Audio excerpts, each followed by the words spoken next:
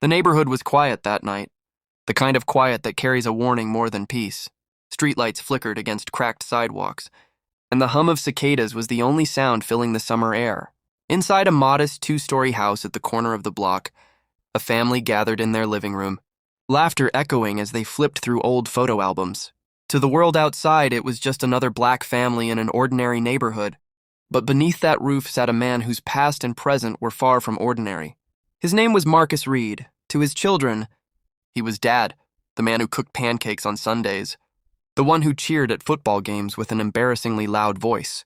To his neighbors, he was the big guy who smiled at everyone, the one people described as gentle, approachable, maybe even unremarkable. But Marcus carried secrets no one could guess by looking at him. He was a decorated Delta Force commander, a man trained for the most dangerous missions in the world, whose service had remained hidden beneath the veil of classified operations. His strength, discipline, and intelligence had been tested on battlefields where even the bravest soldiers faltered. And yet here, in his own country, in his own neighborhood, the most dangerous battle he would face wasn't against foreign enemies, but against the very people sworn to protect him. It began with a misunderstanding, or so the official reports would later claim. A new family had moved into the neighborhood 2 streets over, and soon after, whispers began circulating about car break-ins, suspicious figures at night, and shadows moving where they shouldn't. Fear has a way of sharpening prejudice, of giving it a voice it doesn't deserve. And in this neighborhood, where Marcus's broad frame and dark skin made him stand out, suspicion quickly found its target. One evening, as Marcus's teenage daughter walked home from a friend's house, she noticed a patrol car creeping slowly behind her. The officer rolled down his window, his questions sharp and invasive. "Where are you headed? Where's your ID?" She tried to explain she lived just 3 blocks away, but her words didn't matter. To him, she wasn't a young girl heading home. She was a suspect. When Marcus heard what had happened, the rage in his chest was quiet but heavy, like a storm gathering strength.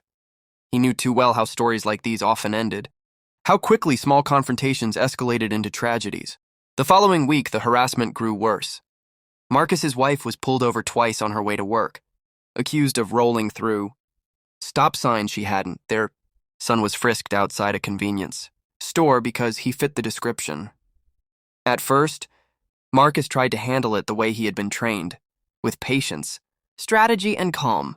He advised his children to keep their hands visible, to answer politely, to avoid confrontation.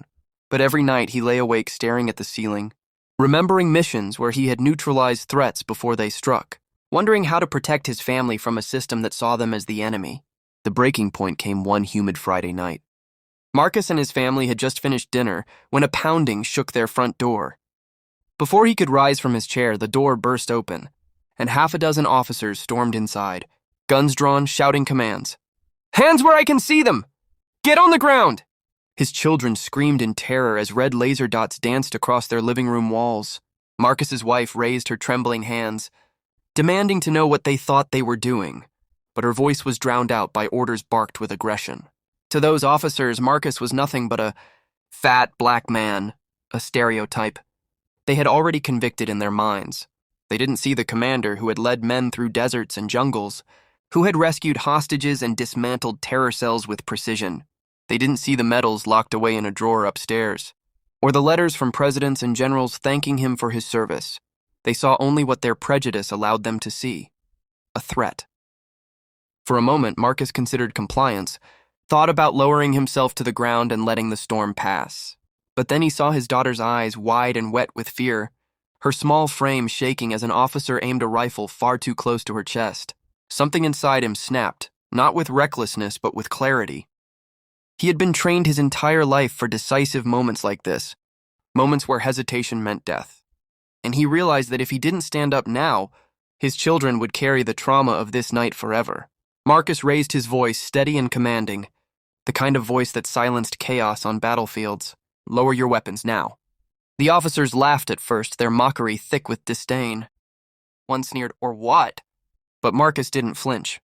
With deliberate calm, he reached for his wallet, pulling out an ID card most civilians would never see. Embossed with seals and signatures, it was proof of his status as a Delta Force commander, a document that carried the weight of authority far beyond their comprehension. The room shifted. Some of the younger officers hesitated, eyes flickering between Marcus and their sergeant. But arrogance is stubborn, and the sergeant barked back, "That doesn't mean anything here.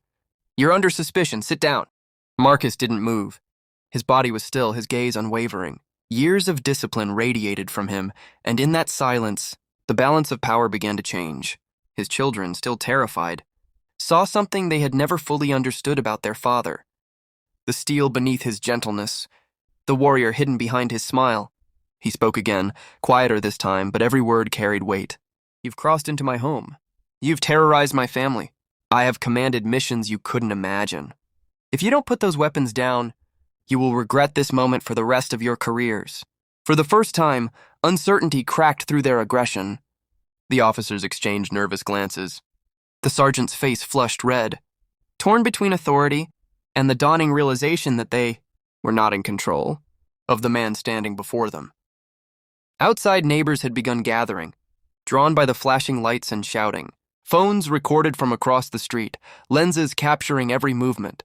The eyes of the world were slowly turning toward that little house on the corner. Marcus knew this wasn't just about his family anymore. It was about every black man and woman who had been humiliated, harassed, or killed without justice.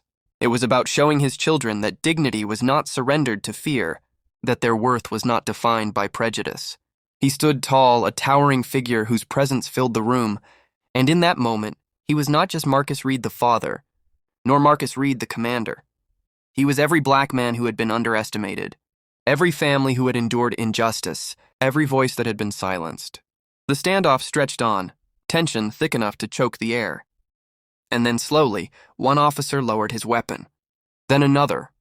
The sergeant resisted, cursing under his breath. But even he could see the tide had turned. The red dots disappeared from the walls and silence fell heavy in the room. Marcus didn't smile. He didn't celebrate. He simply placed his ID on the table with deliberate care, as if laying down a card in a game whose stakes had been life or death. But deep inside, he knew this was only the beginning. The fight wasn't over, not by a long shot. The silence in the room carried a weight that pressed down on every chest. Marcus stood unmoving, his broad shoulders squared, his breath measured. His children clung to their mother, still trembling from the sight of rifles aimed at their hearts.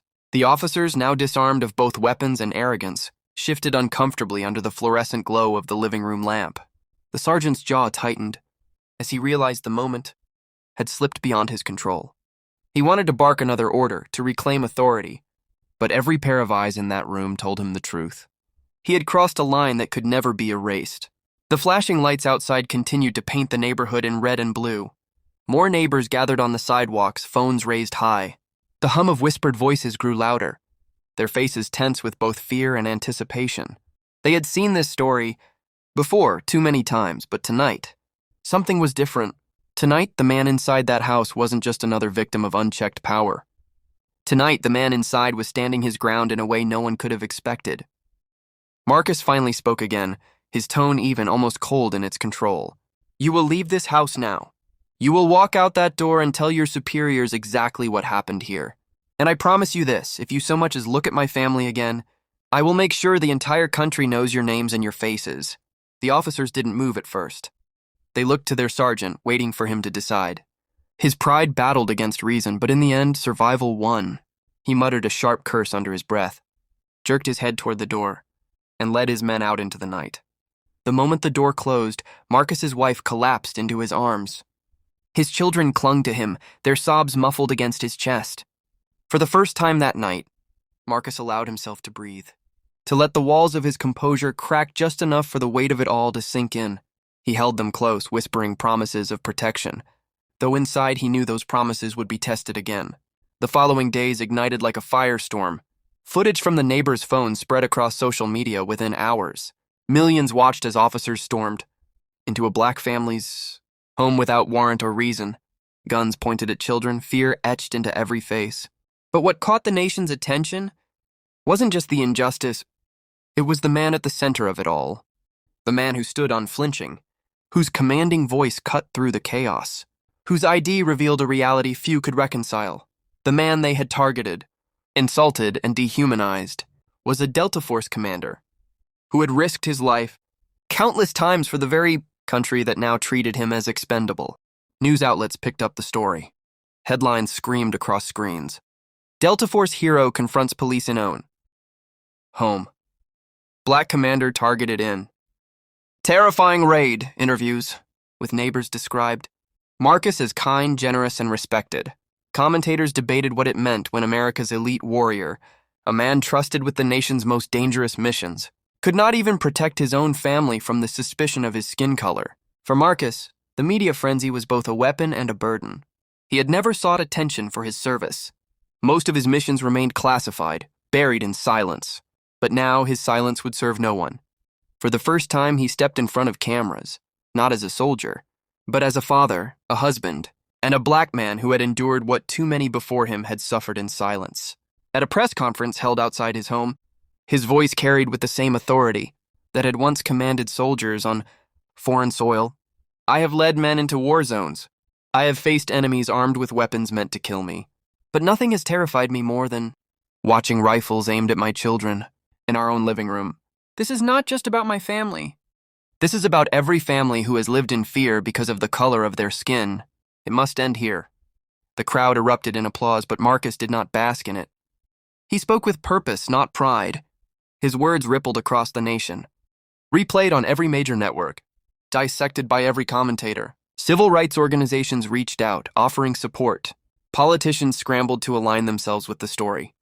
Though Marcus had little patience for empty promises, he wasn't interested in becoming a symbol. He wanted change. The police department issued a statement, calling the incident a regrettable misunderstanding. They promised an internal review, though Marcus knew too well how such reviews often ended, in silence, in excuses, in quiet cover-ups. But this time was different. The eyes of the nation were fixed on them, and Marcus was not a man to be dismissed. Behind closed doors, pressure mounted. Officials feared the fallout of angering a decorated commander whose record and reputation were unimpeachable. Whispers of suspension and firing circulated, and within weeks, several officers were placed on leave. The sergeant who had led the raid resigned under scrutiny, his career collapsing under the weight of public outrage.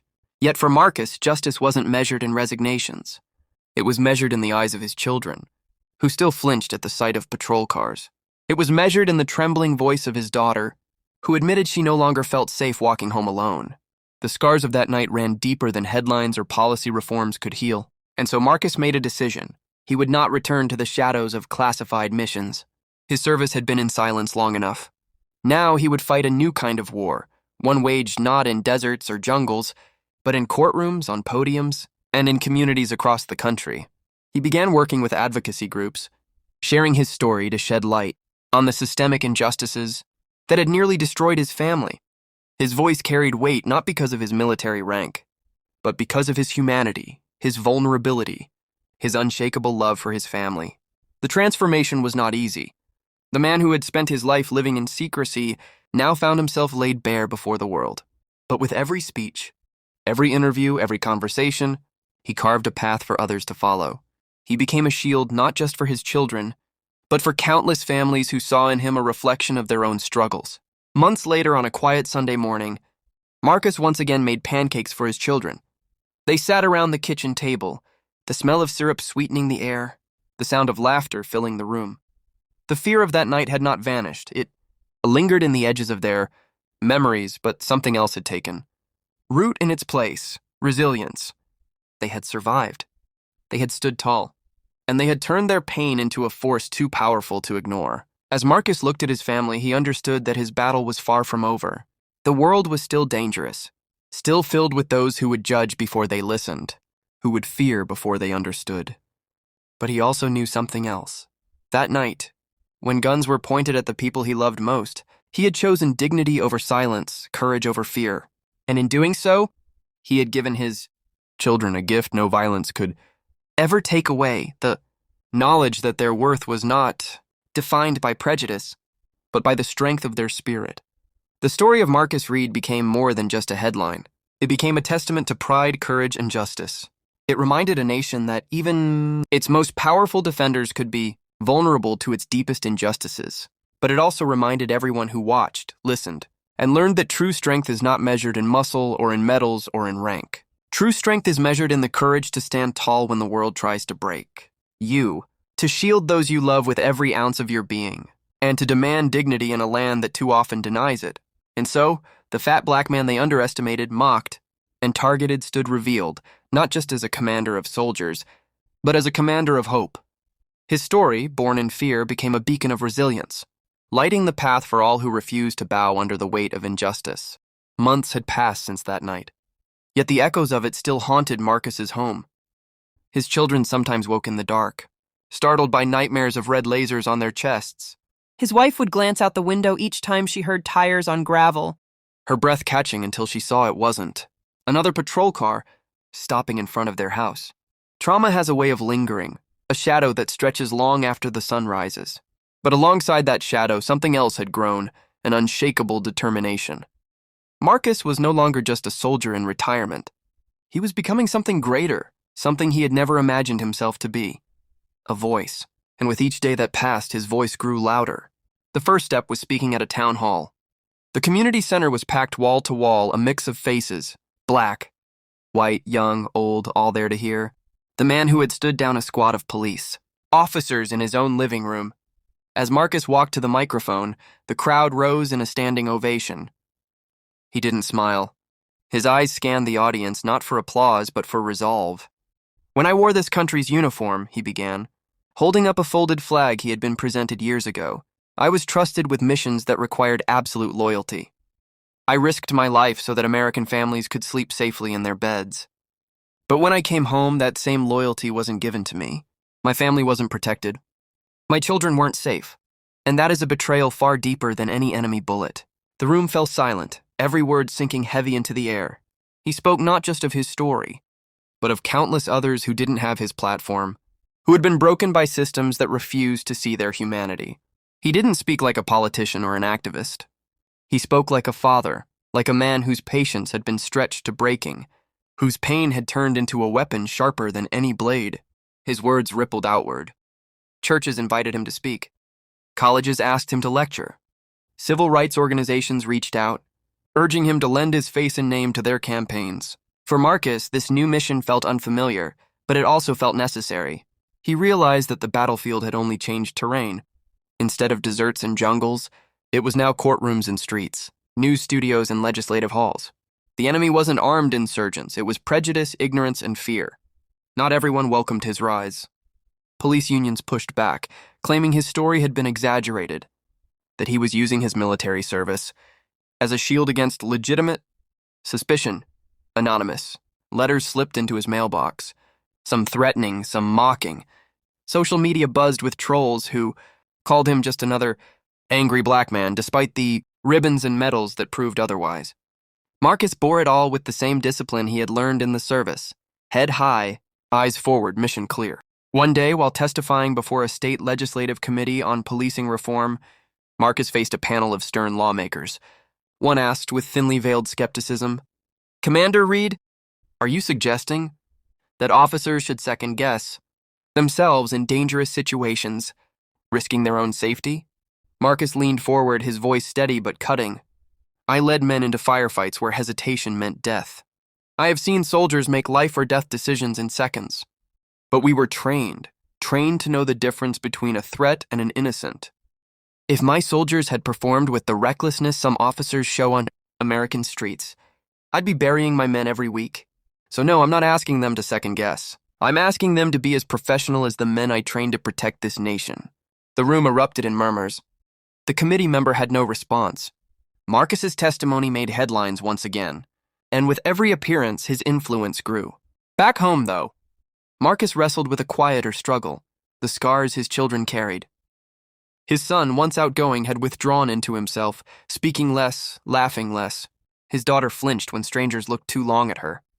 Marcus knew that no speech, no policy, no reform could erase what they had endured. And so he did what he had always done. He stayed present. He walked his daughter to school, no matter how busy his schedule. He spent late nights talking with his son, reminding him of his worth, his strength, his future. He wanted them to see through his actions that they were not defined by fear but by resilience. One evening, as the family sat on the porch watching the sunset, his son finally asked the question that had been weighing on him. "Dad, why do they hate us? Why do they look at us like we're the enemy?" Marcus's heart clenched, but his answer was firm. "Because they don't know us. They see what they've been taught to see: fear, danger, something less than human. But we are not less. We are not invisible. And every time we live with pride, every time we stand tall, every time we refuse to break, we prove them wrong. That's our fight, son. Not with bullets, but with dignity. Tears glistened in his wife's eyes as she listened. His children nodded slowly, as if absorbing not just his words, but the strength behind them. That porch conversation became a turning point. Not just for his children, but for Marcus himself. It reminded him why he had chosen this new path, not for fame or recognition, but for them, for their future, for every black child who deserved to grow up without fear of flashing lights. By the end of that year, Marcus's name had become synonymous with both heroism and justice. Schools taught his story in history and civics classes. Documentaries began production, framing him as a living symbol of dignity under fire. Politicians invited him to advise on legislation, though Marcus never allowed himself to be co-opted by their agendas. His mission remained pure: to protect, to expose, to demand better. And through it all, he remained the same man who cooked pancakes on Sundays, who laughed too loudly at football games, who carried his family through the storm. His frame was still broad, his steps sometimes slower than they once had been, but when he walked into a room, the air shifted. People saw not just a fat black man, but a giant of spirit, a commander of truth. Marcus often reflected on the irony. The country that had trained him to fight, that had relied on him for its most dangerous missions, had once pointed guns at his children.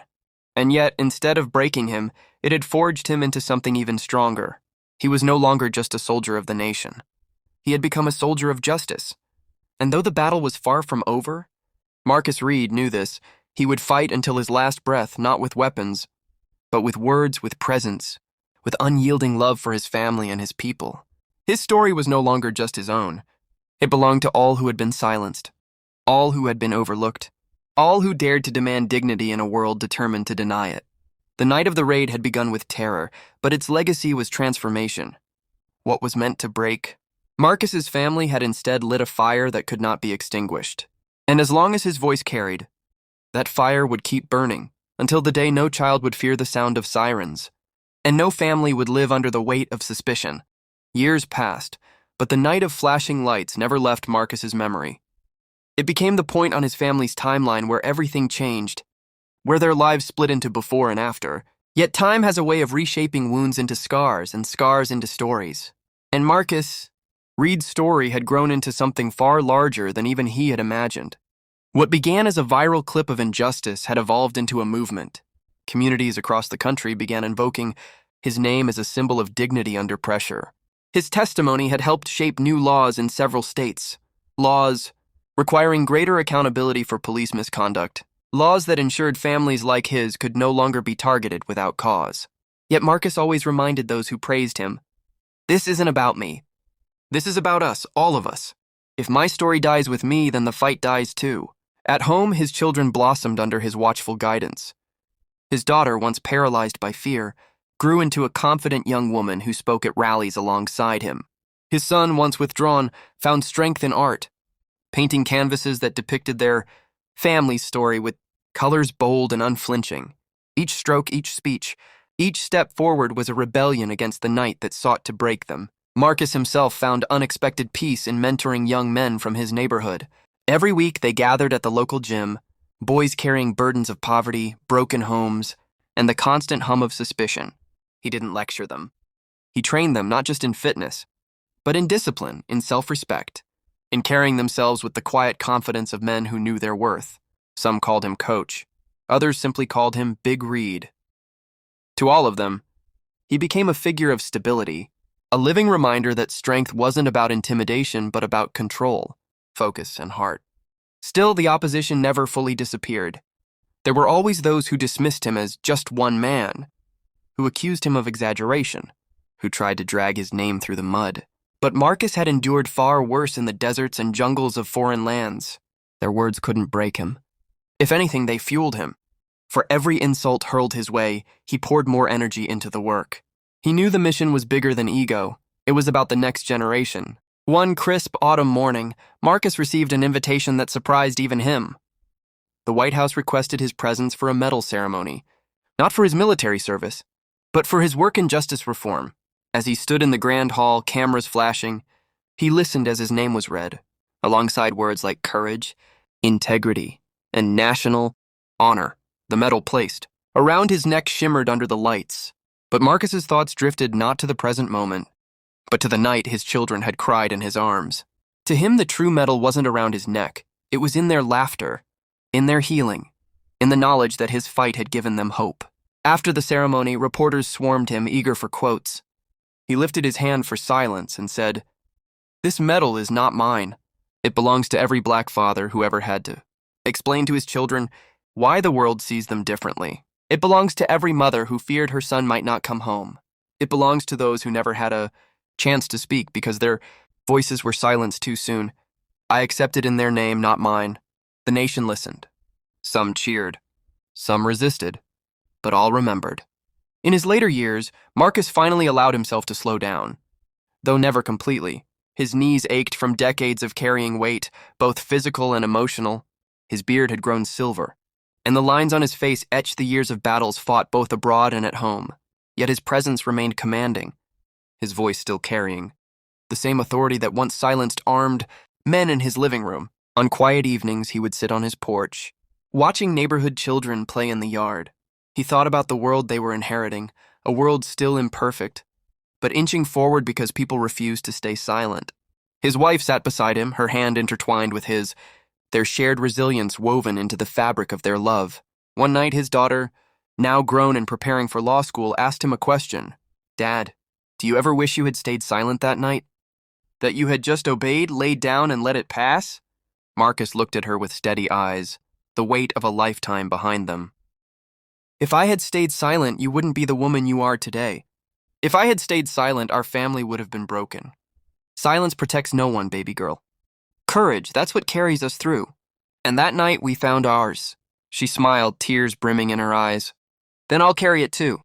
In that moment, Marcus realized his legacy wasn't in medals, or headlines, or even laws. His legacy was alive in his children, in the young men he mentored, in the communities that had found strength in his example. His story had become theirs. A torch passed from hand to hand, a light that refused to be extinguished. Years later, after Marcus's passing, his funeral filled the largest church in the city. Soldiers stood in crisp uniforms, honoring the commander who had led them into danger and brought them home. Families from across the country traveled to pay their respects. Civil rights leaders, politicians, artists, and ordinary neighbors filled the pews. But what mattered most was the quiet line of children, black boys, and girls who walked past his casket, their parents whispering, "This man made your world a little safer." Outside, murals of Marcus's face adorned brick walls, his image painted not as a soldier in camouflage, but as a father holding his children close, his broad frame a shield of love. His story was taught in classrooms, not just as history, but as a lesson in dignity. And each year, on the anniversary of that night, families gathered to light candles, not to mourn, but to remember the moment one man chose courage over fear, and in doing so, changed the course of countless lives. Marcus Reed had once been underestimated, mocked as just a fat black man. But in the end, he was remembered as something far greater, a giant of spirit, a defender of dignity, a commander not of soldiers but of hope. And though his body rested in the earth, his voice still echoed through the streets, through the halls of justice, through the laughter of children unafraid of sirens. His story was no longer his alone. It belonged to the world. Years after Marcus Reed's passing, his name still carried weight that stretched far beyond his neighborhood, his city, or even his country. His story had become part of a living memory, taught in schools, honored in speeches, invoked in protests and prayers. Children who hadn't even been born the night officers stormed. His home now spoke his name with reverence, as though he had always been there, a guardian woven into the fabric of their community's history. His daughter, now a powerful attorney, carried her father's courage into the courtroom. She was known for her sharp voice and sharper mind, but also for her unshakable compassion. To her, every client was more than a case. They were someone's son, someone's daughter, someone's family. She often told judges and juries, "I learned from my father that the fight for justice doesn't end when you win a battle. It ends when dignity becomes a birthright." Her words, echoing his lessons, became a rallying cry for legal reforms that reshaped her state. His son, once shy and withdrawn, found a different way to honor his father. Through his paintings, he told stories that words couldn't capture. One mural in particular stood out. Marcus standing tall, his arms stretched wide, sheltering children beneath them while shadows of police lights loomed behind. The image went viral, printed on posters, displayed in museums, carried as banners and marches across the nation. His art gave voice to those who couldn't find the words, turning pain into beauty, fear into resilience. Even beyond his family, Marcus's influence seeped into unexpected places. A senator once cited his story while introducing sweeping police accountability legislation. A filmmaker created a documentary that won awards worldwide, introducing audiences across oceans to the tale of a man who stood unflinching in the face of injustice. Activists in cities Marcus had never visited chanted his name in the streets. His life, once so private and ordinary, had become a symbol of extraordinary defiance. But the most profound legacy lay in the quiet changes, the subtle shifts in the hearts of those who had once underestimated him. Some of the very officers who had stormed his house that night, now older, their careers stained by that decision, spoke publicly about their regret. One of them, years later, admitted in a tearful interview, "That man showed me what courage really looks like. He stood taller without raising a fist than I ever did in uniform. I wish I could take it back, but I can only honor his memory by doing better." The confession sparked controversy. Some dismissed it as too little, too late, but Marcus's family welcomed it as proof that even the most broken systems could change one person at a time. His wife, her hair silver now, often repeated his words, "Silence protects no one. Courage carries us through." She carried those words like a shield, sharing them at community events where she spoke about healing, forgiveness, and strength. On the 10th anniversary of his death, the city unveiled a monument in his honor. Thousands gathered, filling the park where it stood, a towering bronze figure of Marcus, not in military gear but in plain clothes, his arms spread protectively around a group of children sculpted at his feet. At the base, inscribed in bold letters, were his words, "True strength is the courage to stand tall when the world tries to break you." The unveiling was more than ceremony, it was a reclamation. For too long, monuments had been built to men who oppressed, who divided, who silenced. This one was different. This one was for a man who stood not with weapons of war, but with dignity, love, and resolve. The crowd wept and cheered, families holding their children high, so they could see the face of the man who had changed so much. As the sun set behind the monument, casting its long shadow across the park, Marcus's grandchildren, children he had never met, played at its base. They laughed and ran, their innocence unburdened by fear of flashing lights. To them, Grandpa Marcus was not a victim of injustice, but a hero whose story gave them pride. They would grow up never doubting their worth, never questioning their dignity, because his legacy had carved a safer path for them. And yet Marcus's story was not told as one of perfection. Those who remembered him closely never let people forget that he had been ordinary, flawed human. He had his temper, his doubts, his days of silence. But perhaps that was why his story resonated so deeply. He was not an untouchable legend carved from stone. He was a man, a father, a husband, who made a choice in a single moment that transformed his life and countless others. Historians later called it the Night of the Red Lacers. Scholars debated its impact for decades, whether it had truly shifted the tide of reform or simply illuminated what was already boiling beneath the surface. But for the people who lived in Marcus's neighborhood, who had stood outside that night with their phones recording, it was simpler. They would say, "That was the night we saw what real courage looks like. That was the night we knew things could change." And so Marcus Reed lived on, not in body, but in story, in art, in law, in every whispered lesson passed from parent to child. His life was proof that even when the world narrows you down to a stereotype, even when it tries to erase you with fear and violence, dignity can rise taller than any weapon. The fat black man they once mocked, underestimated, and targeted had become, in the end, a commander of generations. His spirit moved not through ranks of soldiers, but through families, classrooms, neighborhoods, and movements. He had turned a moment of terror into a legacy of hope. And as long as stories are told, as long as children ask, "Who was Marcus Reed?" his name will not fade. It will live, reminding the world that true strength is not measured in muscle or medals, but in the courage to protect what matters most, even when the world tries to break you. Years passed, and Marcus Reed's name traveled far beyond American soil. His story, once confined to a single city, a single night, crossed oceans, translated into languages he never spoke, whispered in places he never imagined. In South Africa, activists painted his likeness beside murals of Mandela. In Brazil, protesters carried banners of his words during demonstrations against police brutality. In Paris, students recited his story in candlelight vigils, comparing his courage to those who had resisted oppression in their own history. Marcus had become more than a man. He had become a symbol, and symbols travel faster than bodies ever can. His story spoke to anyone who had ever been underestimated, anyone who had been silenced or profiled or stripped of dignity simply for existing. People saw themselves in him, not because he was flawless, but because he was human, fat, black, a father, an ordinary man who stood when others would have broken. His family often marveled at how wide his reach had grown. They received letters from across the world, handwritten notes from villages, carefully typed emails from scholars, recorded messages from children. Some were short. He gave me courage. Others were long, filled with stories of people who had stood their ground, refusing to bow to injustice because they remembered. Marcus Reed. His wife kept these letters in boxes stacked neatly in the living room, each one a reminder that her husband's voice still lived. But the global reach of Marcus's story also sparked controversy. Politicians and pundits debated him on news programs, some arguing that his defiance had sparked necessary change, others claiming it had inflamed division. Why glorify a man who stood against police authority? Critics asked.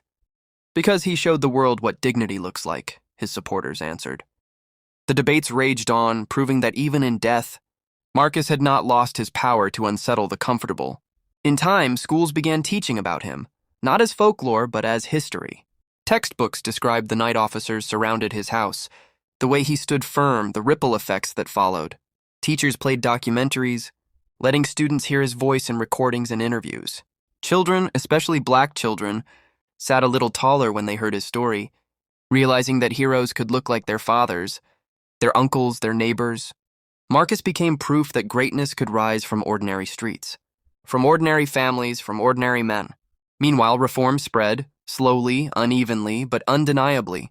Cities across the U.S. began adopting stricter accountability measures for police. Body cameras became standard. Civilian review boards gained real power. Training programs included cultural awareness. Marcus himself would have laughed at but acknowledged as progress. Every time a new law passed in his name, his daughter reminded the public, "These are not just policies. These are protections for the next Marcus Reed, the next family standing in their living room when the world crashes in." But perhaps the most profound ripple came not from laws or monuments, but from everyday choices people began to make. Officers who once patrolled with suspicion now carried his memory in their conscience.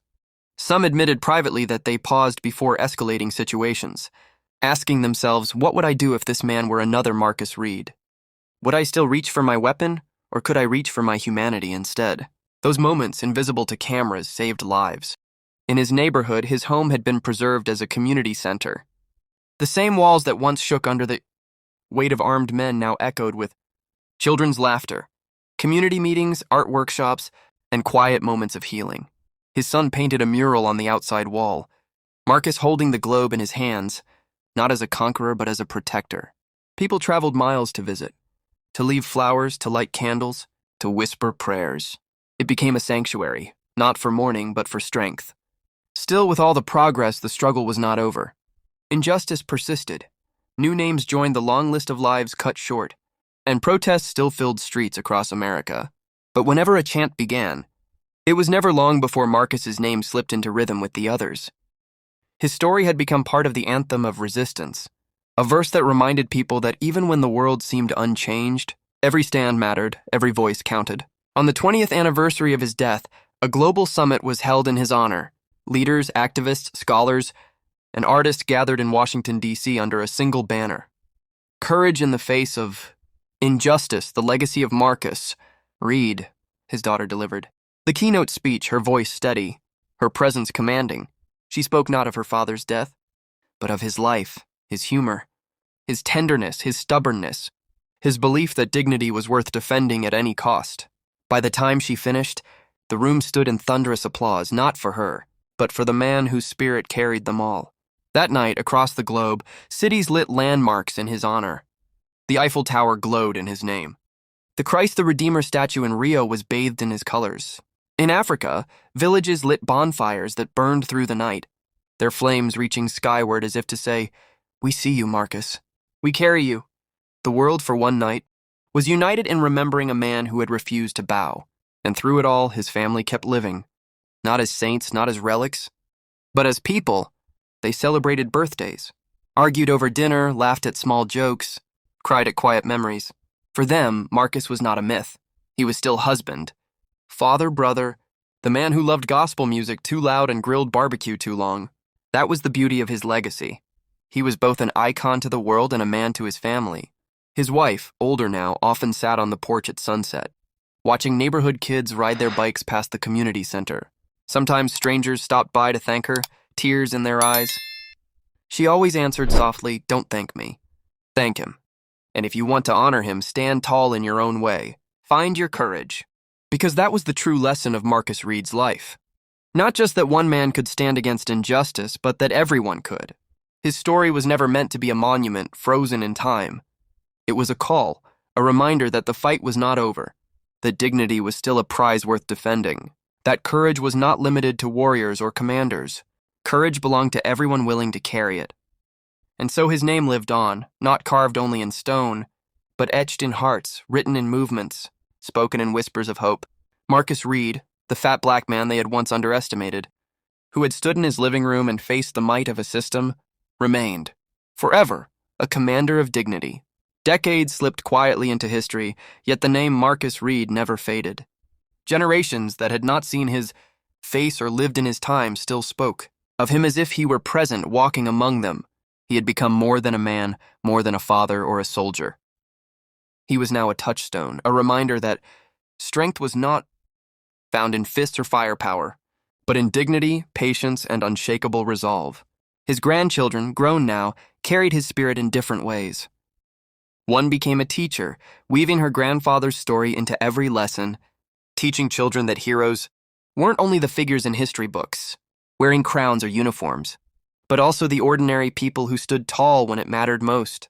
Another became a pastor, preaching sermons that carried Marcus's voice between verses of scripture, telling congregations, "Faith without courage is empty, and courage without love is dangerous."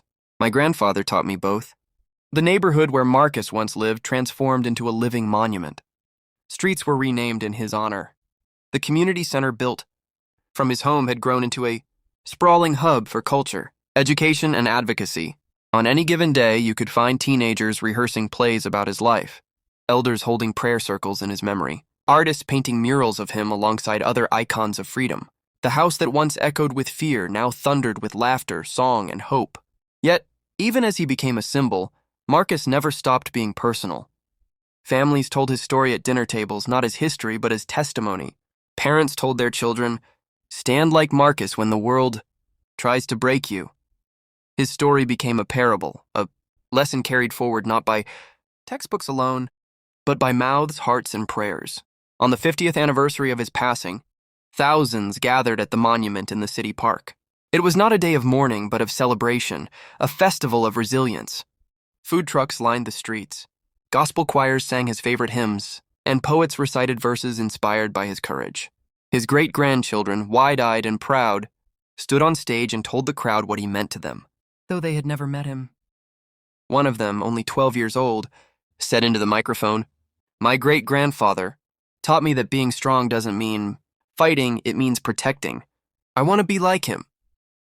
The crowd erupted in applause, tears streaming from eyes that had lived through too much, hearts lifted by the innocence of a child repeating the truth of a man long gone.